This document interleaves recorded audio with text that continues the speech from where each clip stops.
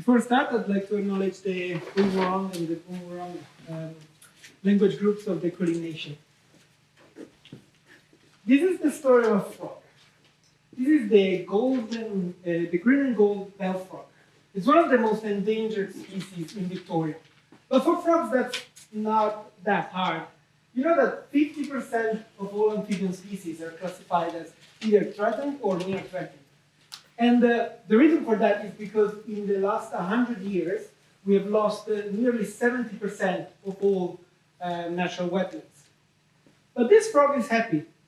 This frog lives in a place with plenty of water, lovely reeds and natural vegetation, and lots of habitats where to hide and sing along at dawn and dusk. The frog doesn't care that it's not actually living in a natural wetland. This frog lives in a farmland. But only a few years before, there was no biodiversity in this farmland. There was cattle walking in and out, there was eroded banks, terrible water quality. There was no biodiversity, no birds, no frogs, just silence. And then the farmer decided it was time to do something. And they put in place some simple management interventions. They decided to put a fence around the pond, to install a water pump, to carry water to a trough, and then some revegetation within the fence. And within just a few years, you have biodiversity coming back. The frogs, the birds, and all the rest. And you might think, well, that's kind of wishful thinking. You know, why would farmers invest money and time to just improve things for biodiversity, for wildlife? And I hear you, but what if improving farmlands was not just a financial burden, but also a financial opportunity? So in my lab, we created a small device that can monitor greenhouse gas emissions in aquatic systems in real time and send data to the cloud where we can keep track of that. This device is quite revolutionary because the alternative is commercial equipment. They're expensive and they're terrible.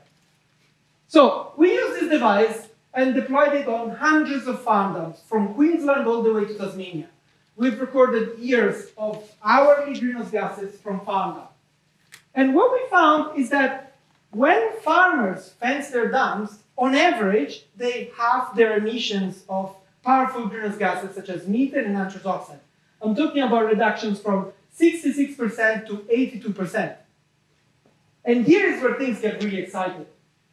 So we use this data to work with the federal government and include emissions from farm dams into the National Greenhouse Gas Inventory Report. This is a report that Australia needs to submit every year to UNFCCC as part of their commitments under Paris Agreement. And now that these emissions are official and detected, we are working with the Clean Energy Regulator to develop methodologies that farmers can use to claim carbon credits whenever they fence their farm as a function of avoided methane emissions. And these carbon credits is something that they can then trade in order to generate some kind of passive income on their farm dam, and this income can help to offset some of the cost of managing farm dams. So in Australia, we have nearly 2 million farm dams. They occupy the area of a small European nation, and they hold more water than the Sydney Harbour. And so imagine if we could turn all of these farm dams into habitats for biodiversity.